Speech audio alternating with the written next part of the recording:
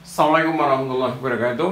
Kali ini kita akan melanjutkan pembahasan tentang alkohol dan ether. Yang akan kita bahas hari ini adalah alkohol sebagai asam. Alkohol itu mirip sifatnya dengan air.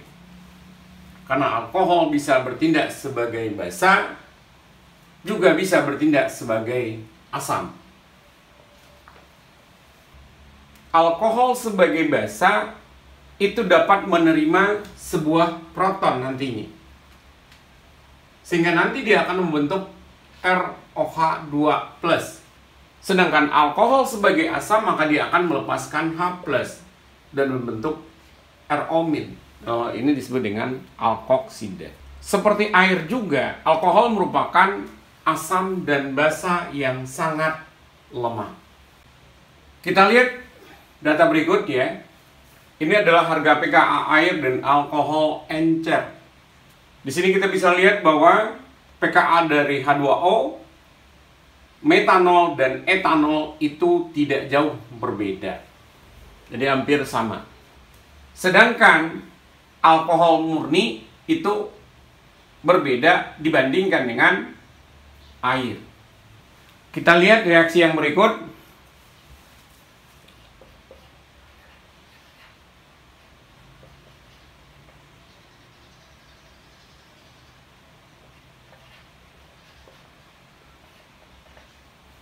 Seperti ini.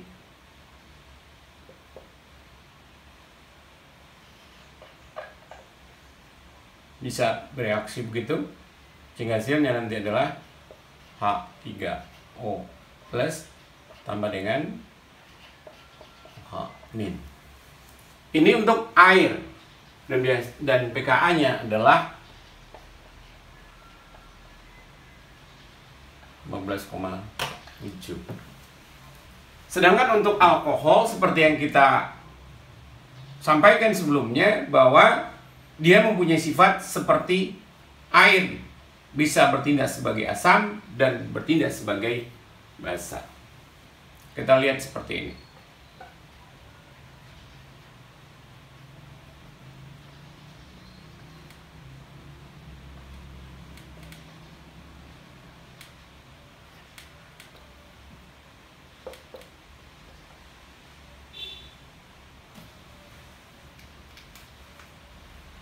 Ini elektron ini bagi K.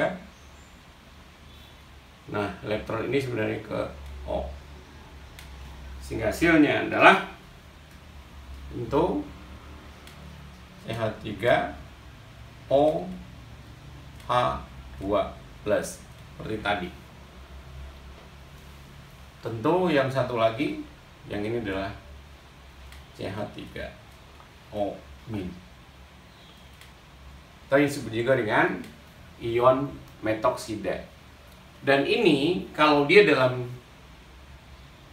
zat murninya, maka pKa-nya adalah 17. Berarti dalam zat murninya pKa-nya untuk asam itu lebih kecil dibandingkan dengan etanol. Artinya adalah bahwa untuk zat murninya, air itu lebih asam dibandingkan alkohol. Selanjutnya adalah alkoksida dan fenoksida. Alkoksida itu adalah garam dari alkohol. Kita lihat contohnya.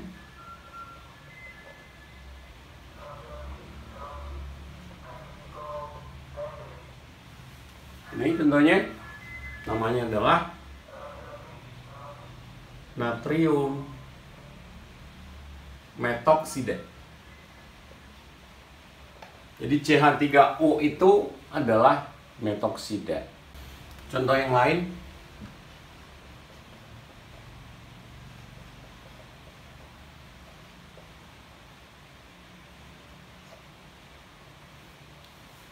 namanya adalah kalium. C-nya ada 2, berarti etoksida.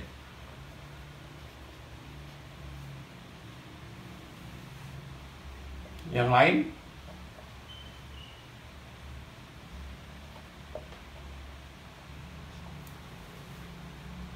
Namanya adalah, ini namanya kalium tersier butoksida. Alkoksida ini merupakan basa kuat. Ya. Jadi ini adalah merupakan basa kuat. Dan dia lebih kuat dibandingkan dengan hidroksida. Nah, karena itulah kalau dia lebih kuat daripada hidroksida, maka nanti untuk pembuatannya kita membutuhkan basa yang jauh lebih kuat. Dan biasanya dalam pembuatannya biasanya membutuhkan misalnya adalah NH2, sodamida, ataupun juga regensia grignard. Kedua senyawa inilah yang digunakan untuk pembuatan alkoksida itu tadi. Jadi kalau kita lihat secara umum, ROH kita reaksikan dengan sodamida itu tadi, sehingga nanti hasilnya adalah RO min tambah dengan NH3. Yang kedua, ROH tambah dengan RNGX. Tentu hasilnya nanti adalah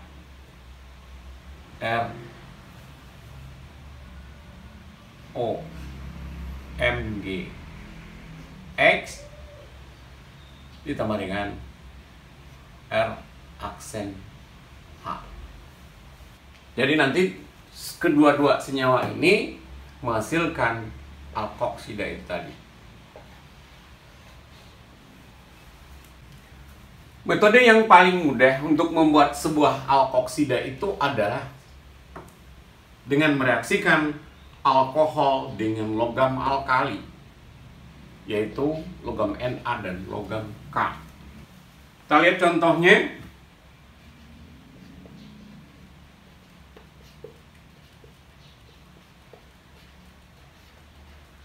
Nah, hasilnya nanti adalah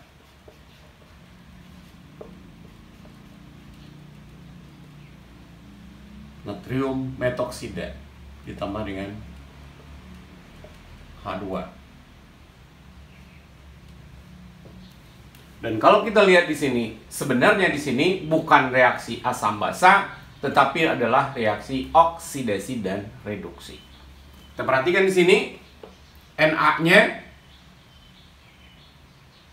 bilangan oksidasinya adalah 0, di sini Na bilangan oksidasinya adalah +1.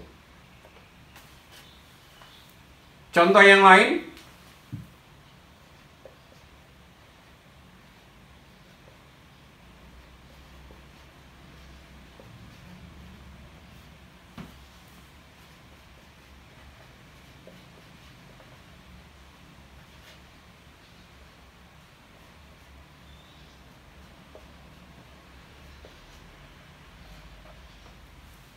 dalam hal ini juga sama, CH3CH2OH tambah dengan logam Na, hasilnya adalah CH3CH2ONa. Ini plus, tambah dengan setengah 2. Artinya dapat nanti gas hidrogen. Lain,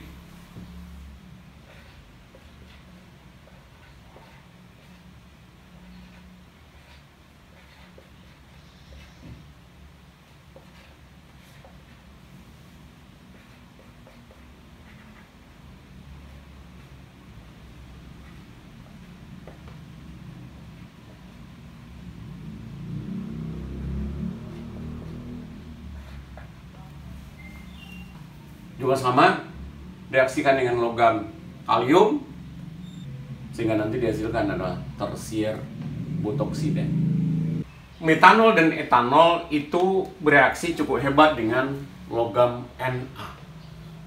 Sedangkan air itu reaksinya menimbulkan ledakan.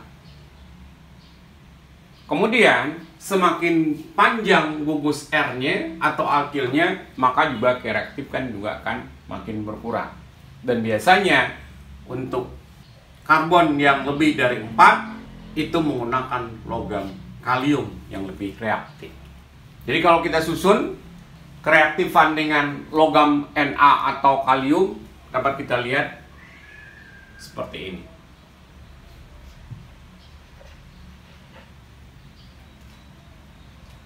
2 ohm,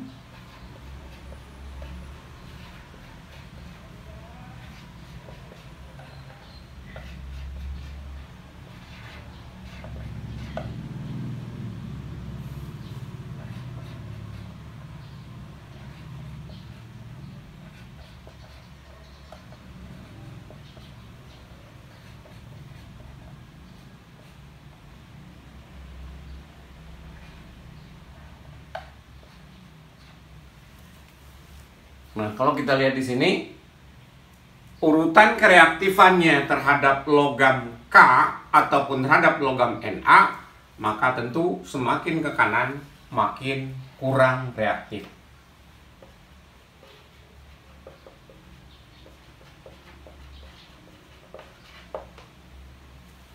Tentunya yang paling reaktif di sini adalah air, diikuti oleh C3OH dan seterusnya. Cara lain yang digunakan untuk membuat alkoksida ini adalah dengan mereaksikannya dengan hidrida. Dalam hal ini adalah natrium hidrida, kalium hidrida. Maksudnya kalau kita lihat,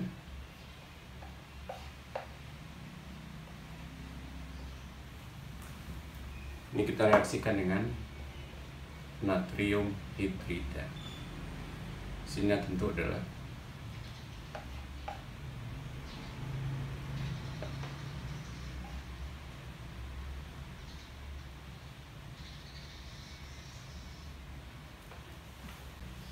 selanjutnya adalah fenoksida.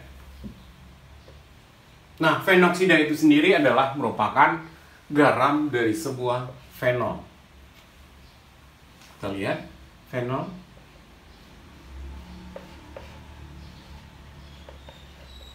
Ini adalah senyawa fenol dan direaksikan dengan Na misalnya, membentuk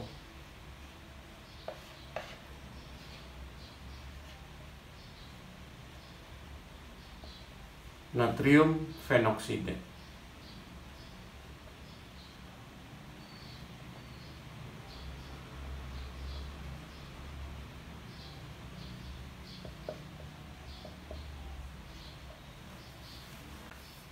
Berdasarkan harga pKa, maka pKa dari fenol itu adalah 10.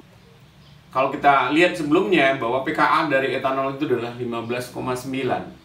Sedangkan diketahui bahwa pKa dari asam asetat itu adalah 4. Artinya adalah bahwa fenol itu dibandingkan dengan asetat dan etanol itu berada di antara keduanya. Jadi keasaman dari fenol itu lebih asam dibandingkan dengan etanol, tetapi kurang asam dibandingkan dengan asam asetat. Karena itulah, maka pembuatan dari sebuah fenoksida itu bisa direaksikan dengan NaOH.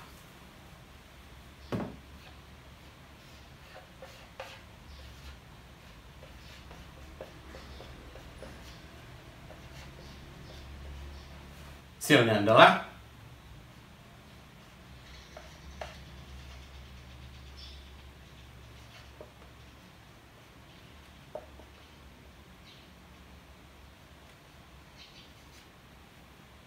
ini yang disebut dengan natrium fenoksida. Nah, kalau bicara tentang bagaimana kita melihat keasaman, salah satunya adalah berdasarkan pada berapa stabil anionnya. Jadi dalam hal ini, kalau ini ada Ha yang terurai menjadi H+ dan A-. Jadi yang menentukan itu adalah anionnya, berapa stabil anionnya. Tentunya semakin stabil anionnya, maka asamnya juga akan makin kuat. Nah, salah satu faktornya adalah adanya resonansi. Kita akan lihat fenoksida dalam hal ini, ya. Kenapa fenoksida ini lebih stabil dibandingkan dengan alkoksida? Seperti ini.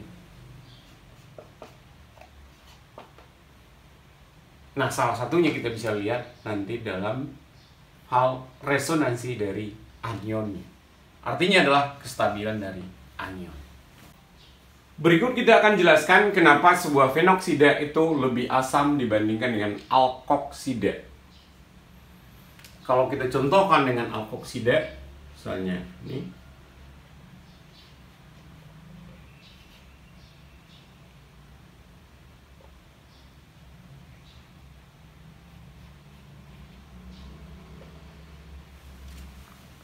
pada alkoksida, dalam hal ini adalah etoksida, maka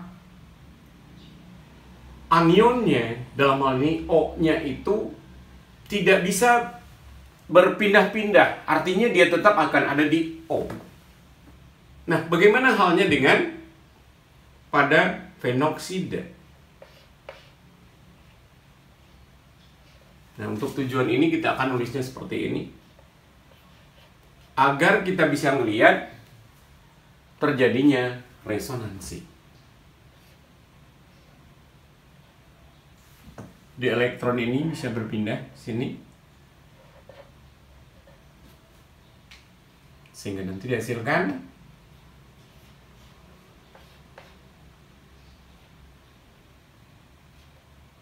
ini menjadi kata lengkap. Nah, ini akan menjadi bermuatan negatif. Selanjutnya ini akan pindah, sehingga hasilnya nanti adalah ini, berarti kata lengkapnya di sini.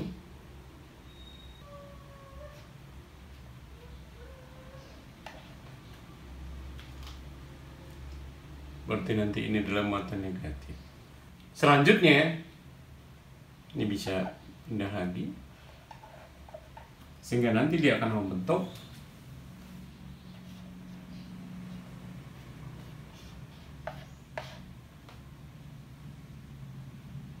ini, kita bisa lihat kata lengkapnya. Nah, muatannya akan ada di ujung sini. Nah, demikian juga seterusnya dari sini ke O-nya, sehingga dihasilkan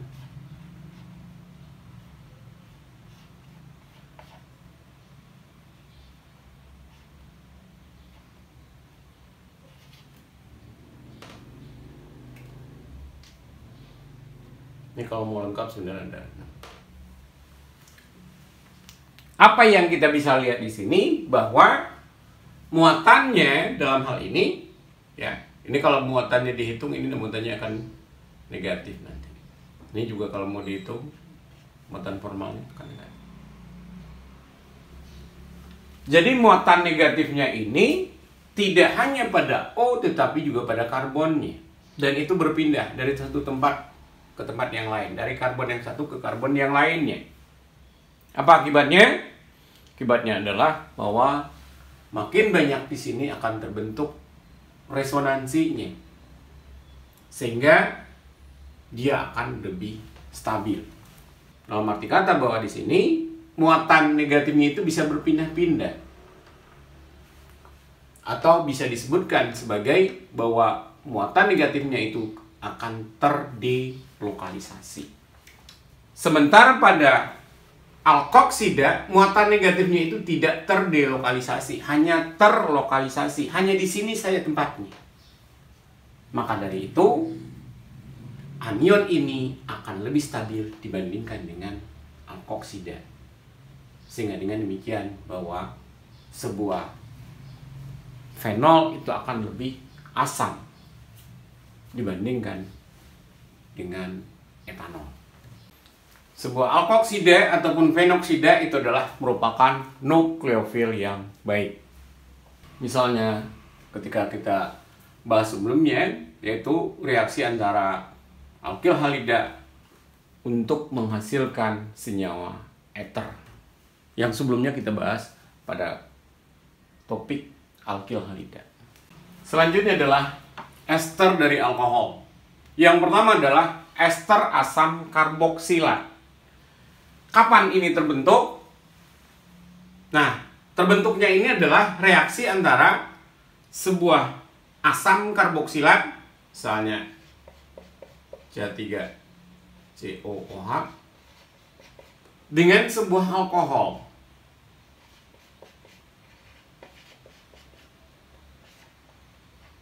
Biasanya bisa dalam suasana asam ataupun dalam suasana basa.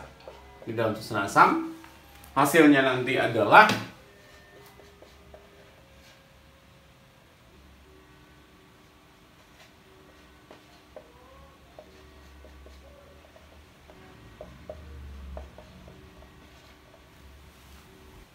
ini namanya adalah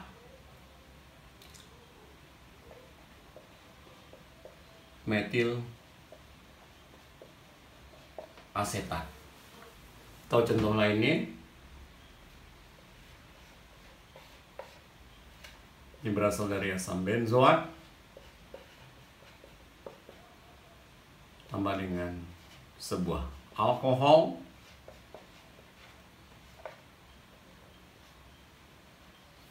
hasilnya nanti adalah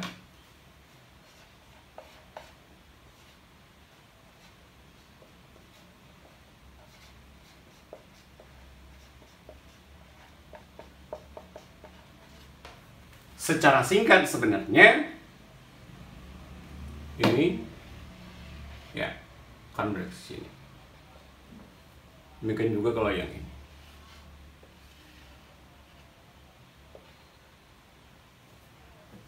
Nah, untuk mekanisme ini kita akan jelaskan pada materi berikutnya, yaitu bicara tentang asam karboksilat.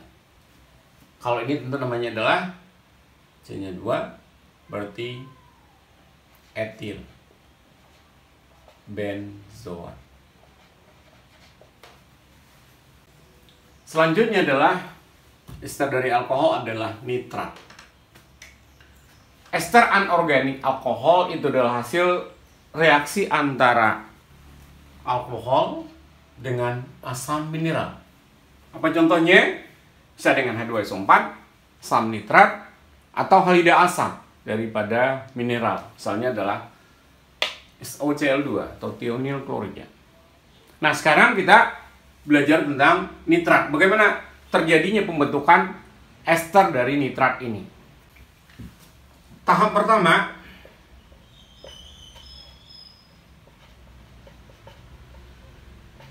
nah dalam hal ini adalah pembentukan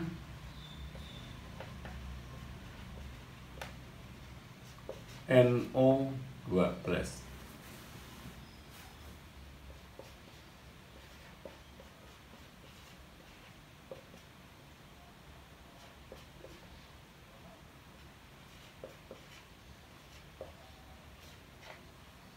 Ada di sini, ini ke sini, sehingga dengan demikian dia akan OH mengikat H.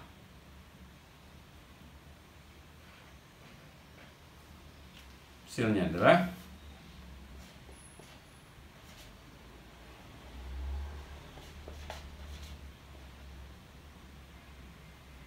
nah, ini kalau kita hitung muatan formalnya nanti adalah sini adalah positif. Tentu ini ditambah dengan NO3 nih. Nah, baru selanjutnya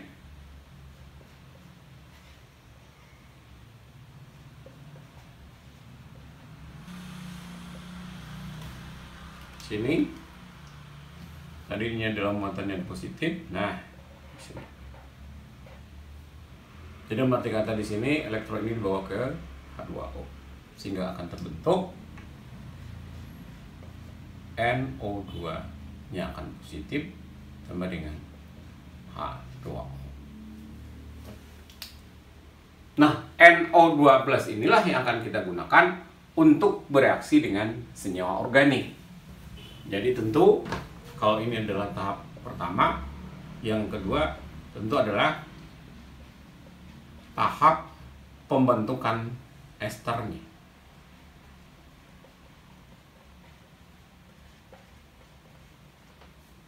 Jadi di sini kalau misalnya kita reaksikan OH seperti ini, direaksikan dengan NO2+. Ini ada. Nah, sehingga nanti akan dihasilkan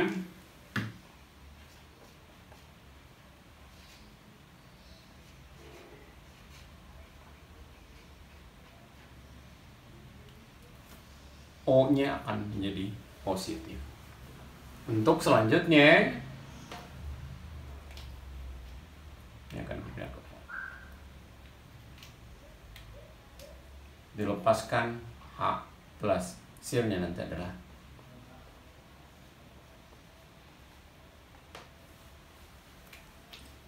nah, inilah yang disebut sebagai ester dari nitrat, di mana nitratnya itu terikat pada senyawa organik. Asam nitrat merupakan pengoksidasi yang kuat. Oksidasi dari alkohol itu dapat menyertai pembentukan dari ester nitrat. Ester nitrat dalam hal ini contohnya adalah nitrogliserin dan PETN. Ini rumusnya, nitrogliserin, PETN yang ini. Ini adalah merupakan bahan peledak. Apabila ini didetonasi, maka dia akan menghasilkan reaksi antar molekul.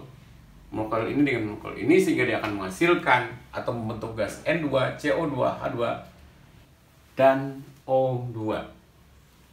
Nah, nitrat dan nitrit dari senyawa organik itu juga bisa berperan sebagai vasodilator, di mana ini fungsinya yaitu sebagai obat penyakit jantung. Apa itu vasodilator? Vasodilator artinya adalah zat-zat yang mampu untuk membesarkan pembuluh darah, sehingga dia akan berperan dalam pengobatan penyakit jantung. Ini senyawa yang nitrogliserin ini rumusnya. Sedangkan PETN, nah ini rumusnya. Seperti yang kita bisa lihat sebenarnya ini ya, OH, H-nya digantikan oleh NO2+.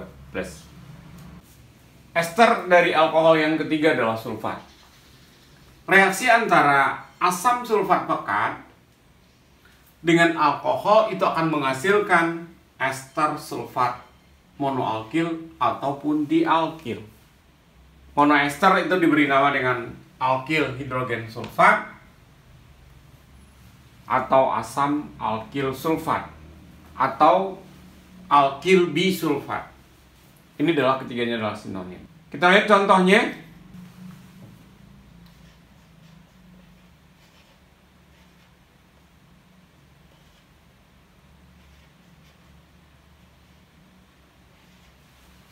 Nah, ini adalah yang monoester. Tadi dikatakan bahwa namanya ada alkil hidrogen sulfat.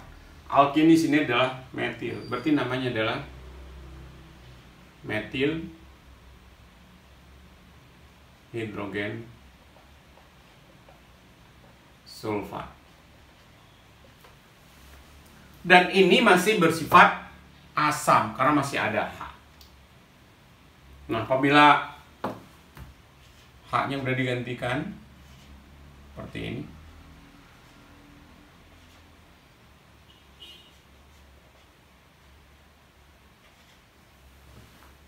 maka namanya menjadi dimetil sulfat. Nah, kalau yang berikutnya kita ganti alkilnya, misalnya ini.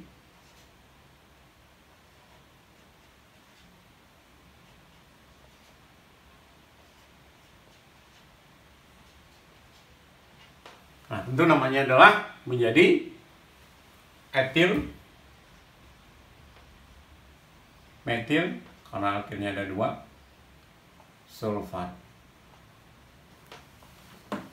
Nah, di awal pembahasan kita tentang alkohol, dikatakan bahwa reaksi antara alkohol dengan sebuah asam sulfat itu akan menghasilkan senyawa alkena.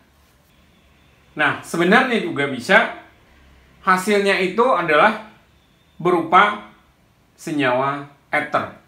Nah, kita lihat yang berikut. Bagaimana kondisi yang nantinya menghasilkan alkena itu seperti apa. Kemudian kita lihat juga kondisi kapan dia juga akan menghasilkan ether dan kapan dia menghasilkan ester sulfat. Kita akan lihat kondisi yang dibutuhkan itu seperti apa. Nah, kalau kita lihat ringkasan dari reaksinya adalah, perhatikan bahwa kalau itu adalah alkohol primer, jika reaksikan dengan H2SO4, hasilnya adalah tergantung pada kondisinya. Dalam hal ini adalah suhunya. Jika suhunya adalah 0 derajat Celcius, maka hasilnya tadi adalah berupa ester sulfat. Tetapi apabila suhunya adalah 140, maka yang dihasilkan adalah ether. Sementara kalau kita gunakan suhunya adalah 170, baru dia akan menghasilkan senyawa alkena. Kesimpulan kita adalah bahwa untuk alkohol primer bisa menghasilkan ester sulfat, bisa menghasilkan ether, dan bisa menghasilkan alkena. Tergantung kepada suhu yang digunakan. Sedangkan untuk alkohol sekunder dan tersier direaksikan dengan asam sulfat, maka hasilnya hanya alkena saja. Maka kita tidak akan dapatkan baik itu ether maupun ester sulfat. Yang keempat adalah sulfonat. Sulfonat ini adalah merupakan ester anorganik dengan rumus RSO2OR. Kita harus bedakan dengan yang sebelumnya, yaitu sulfat, di mana rumusnya itu adalah ROSO2OR. Jadi perbedaannya di sini adalah terletak pada R untuk sulfonat itu langsung terikat pada belerang. Contoh,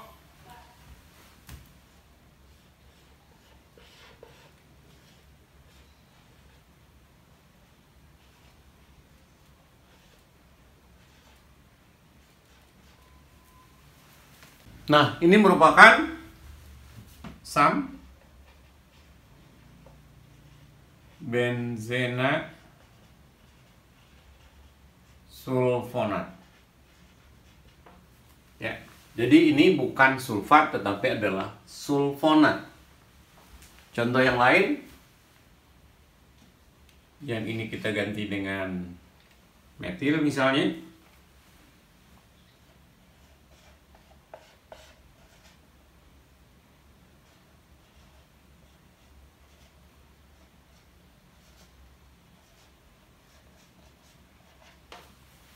Maka ini adalah metil benzena sulfonat. Nanti yang akan dibahas di sini adalah p-toluen sulfonat, atau lazim disebut dengan tosilat, atau yang disingkat dengan ROTS. Nah, tosilat itu dibuat dengan mereaksikan alkohol dengan p-toluen sulfonyl klorida. Nah, biasanya ditambahkan dengan amina untuk menangkap HCl. Kita lihat.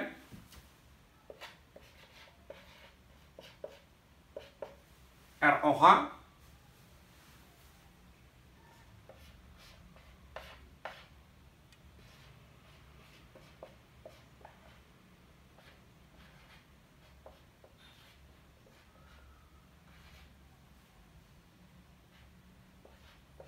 Nah, inilah yang disebut dengan P-toluene. Nah, perhatikan di sini. Ini adalah bagian ada CH3 ada fenilnya. Ini adalah toluene. Jadi P-toluene sulfonyl klorida. Nah, inilah yang direaksikan dengan alkoholnya. Atau ini juga disebut dengan tosyl klorida. Nah, hasilnya adalah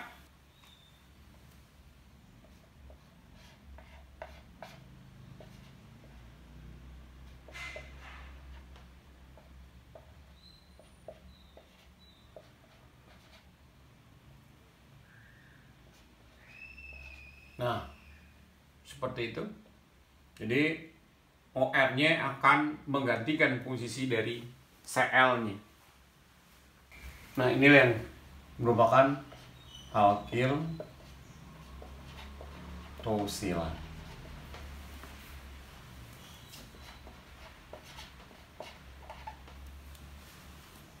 Jadi kalau kita perhatikan sebenarnya tosylat ini merujuk pada yang ini. Ya. Kita perlihatkan dengan contoh ini, di mana di sini senyawanya yang direaksikan itu adalah alkohol yang kiral. Ini adalah merupakan 1, 2. Ya, berarti ini adalah S2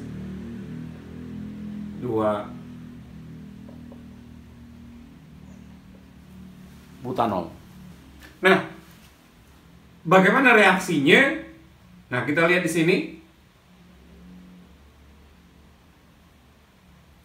O melakukan penyerangan terhadap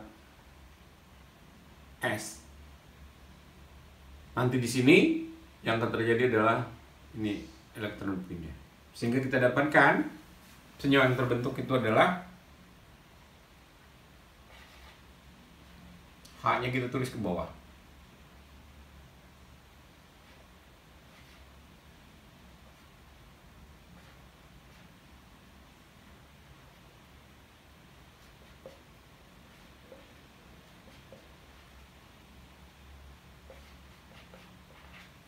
Ini adalah yang 3. Baru kita lanjut. Ini dia ngikat sini kan S. Nah, S nanti akan mengikat O yang bawah. Nah, di sini akan menjadi O dan Cl. Tentu O-nya menjadi negatif. Baru kemudian dia yang ini adalah tinggal disalin mengikat para toluene tadi. Dan kalau kita hitung di sini, O-nya nanti akan bermuatan positif. Langkah selanjutnya adalah yang ini. Balik lagi. Nah, lepasnya Cl. Jadi kalau di sini nanti lepasnya Cl nih. Akan dihasilkan senyawa. Tentu ini kita tinggal salin.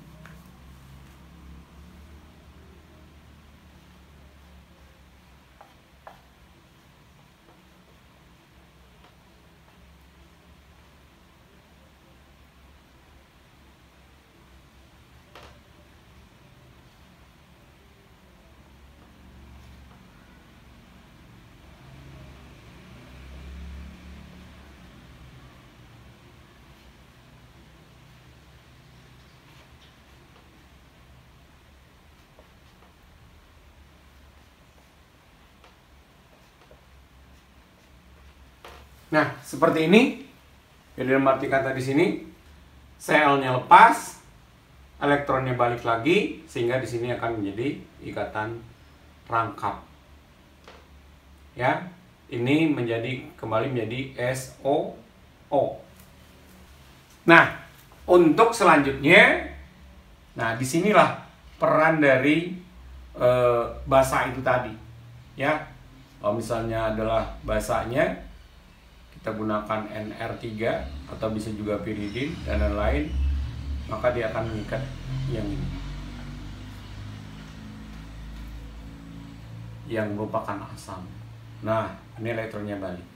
Sehingga kita dapatkan senyawa yang terbentuk itu adalah, tinggal disalin,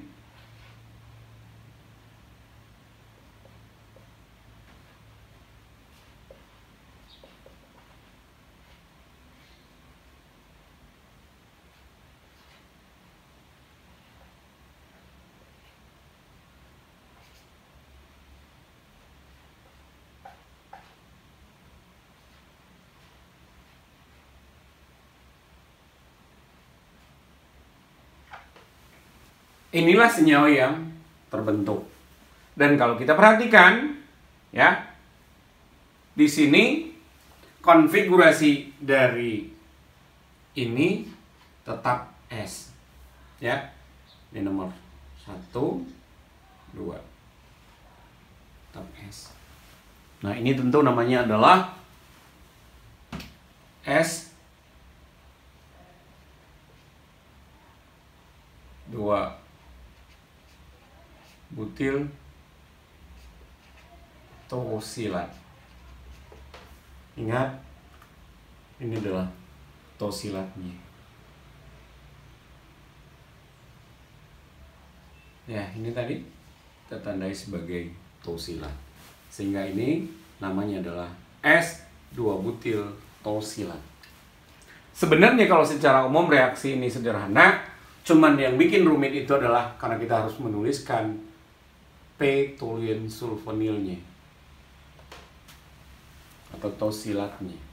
Di sini anion tosilat itu sebenarnya distabilkan oleh resonansi. Kita lihat bagaimana resonansinya. Nah, sini ya anion tosilatnya nih ke sini. Sehingga nanti akan membentuk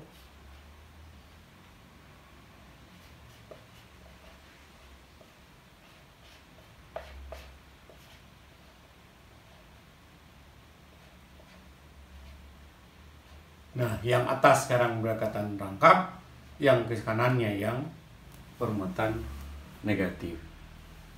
Kemudian dari sini juga dia akan bisa beresonansi. Nah, ini sehingga dihasilkan senyawanya adalah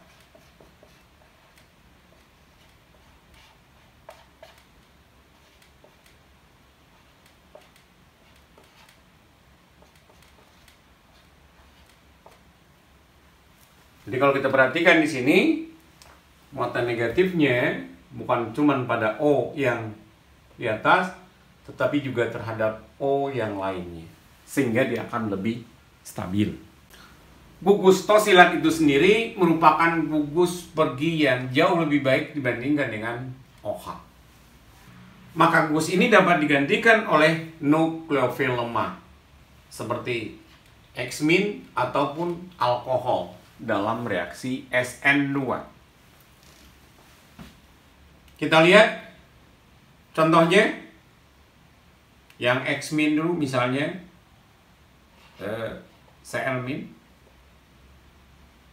tambah dengan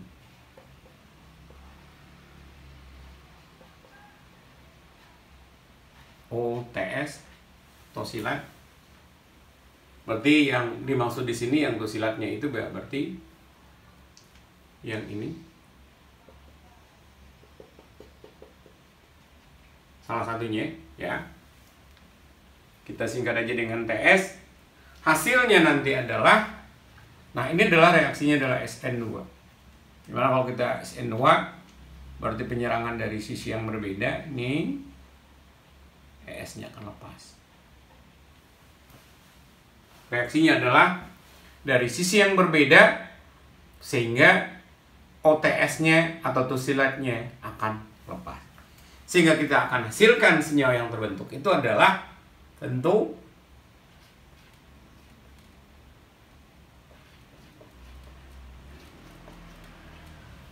ya, ini adalah alkyl halida tentunya. Tambah dengan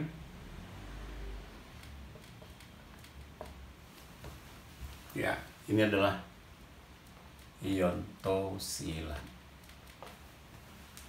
Nah, bagaimana kalau misalnya kita reaksikan adalah berupa alkohol? Misalnya metanol.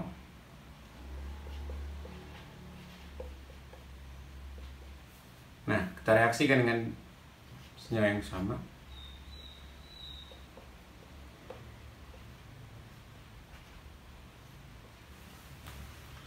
Reaksi di sini juga sama. Ya, di sini O akan melakukan penyerangan terhadap C. Nah, di sisi yang lain OTS sebagai gugus pergi. Sehingga kita akan dapatkan senyawa yang terbentuk itu adalah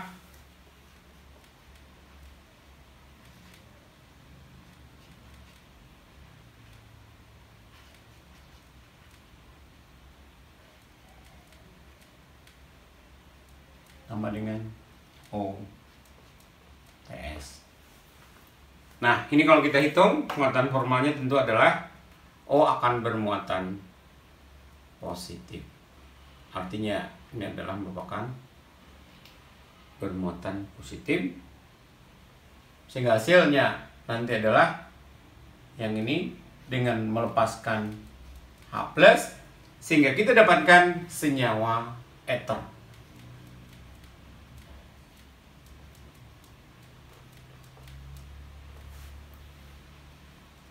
Jadi inilah senyawa yang terbentuk. Artinya adalah bahwa salah satu pembentukan ether itu adalah bisa dilakukan dengan mereaksikan alkohol dengan tosilat. Tugas, tuliskan struktur resonansi dari ion metil sulfonat.